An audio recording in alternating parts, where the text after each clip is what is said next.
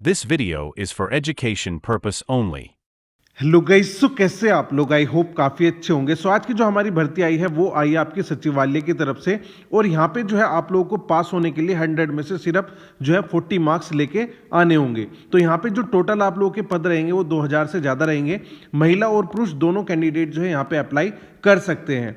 Minimum education जो चाहिए वो 10वीं पास चाहिए। अगर आप लोग 10वीं पास है तो यहाँ पे आप लोग अप्लाई कर सकते हैं।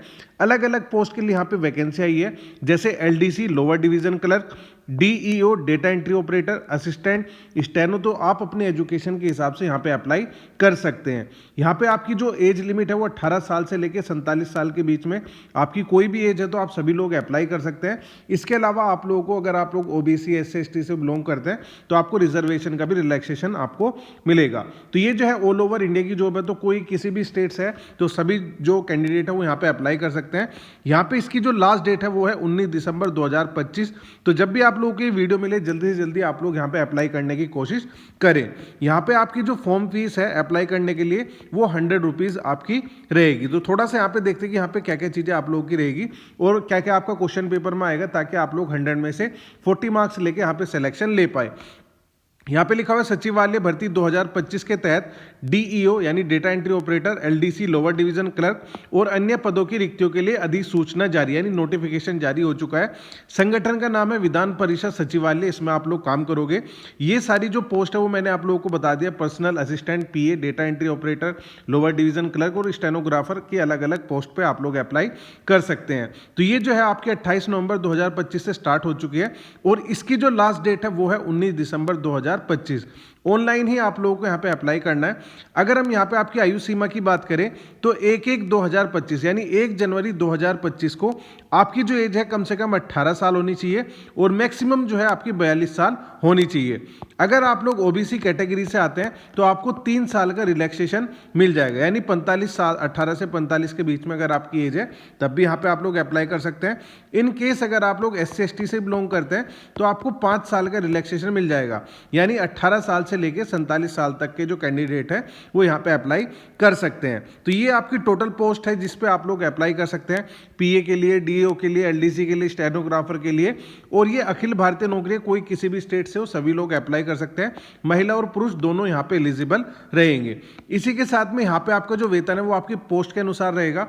अब यहाँ पे आपका जो वेतन है वो 1 जनवरी 2026 से 8वें वेतन आयोग के हिसाब से आप लोगों को मिलेगा। यहाँ पे आपकी जो फीस है, अगर आप लोग सामान्य ओबीसी ईडब्ल्यूएस कैटेगरी से है तो यहाँ पे 100 रुपीज़ रहेगा। एससी एसटी कैटेगरी सभी के लिए ये जो है 100 रुपीज़ ही आप लोगों का रहेगा। यहाँ पे आपकी चयन प्रक्रिया क्या रहेगी, तो यहाँ पे कुछ एग्जाम ऐसे है, कुछ पोस्ट ऐसी है जहाँ पे सिर्फ आप लोगों का एग्जाम होगा और उसके बाद डायरेक्ट यहाँ पे आपका सिलेक्शन हो जाएगा। लेकिन यहाँ पे इसके अलावा जैसे आपकी डेटा एंट्री की प्रोफाइल है, ठीक है, डेटा एंट्री ऑपरेटर में यहाँ पे क्या होगा, आपका पहले एग्जाम होगा, उसके बाद कौशल परीक्षण यानी आपका टाइपिंग टेस्ट होगा, ठीक है, उस टाइपिंग टेस्ट के बाद आपका सिलेक्शन होगा। तो ये कुछ प्रोसेस रहेंगे। यहाँ पे आपका दस्तावेज सत्यापन यानी डॉक्यूमेंट वेरिफिकेशन का आप लोगों का काम रहेगा। तो ये जो है आपकी ऑफिशियल नोटिफिकेशन है, इसके बारे में देख लेते हैं। यहाँ पे आवेदन जो है प्रारंभ करने की तिथि 28 नवंबर लिखा हुआ है और इसकी जो लास्ट डेट है वो 19 दिसंबर 2025 आप लोगों की रहेगी। नीचे स्क्रॉल करते हैं तो यहाँ पे आपके एग्जाम के बारे में बताया कि आपका एग्जाम कैसे रहेगा और कितने मार्क्स लेके आपको आने हैं। तो यहाँ पे इन्होंने आपकी प्रारंभिक परीक्षा में कहा है, प्रारंभिक परीक्षा के सभी प्रश्न वस्तुनिष्ठ प्रकृति के बहुविकल्पीय होंगे, यानी मल्टीपल चॉइस के क्वेश्चन आप लोग को दिए जाएंगे। प्रत्येक प्रश्न हेतु उत्तर के लिए दिए गए विकल्पों में से किसी एक का चयन करना होगा। प्रारंभिक परीक्षा की अवधि 2 घंटे की होगी, यानी 2 घंटे का आपका एग्जाम रहेगा और कुल 100 मार्क्स का जो 100 क्वेश्चन है वो उसमें आप लोगों के रहेंगे। फिर यहाँ पे इन्होंने कहा है प्रारंभिक परीक्षा कुल 400 अंकों की होगी, यानी एक जो क्वेश्चन है वो आप लोगों का 4 अंकों का रहेगा।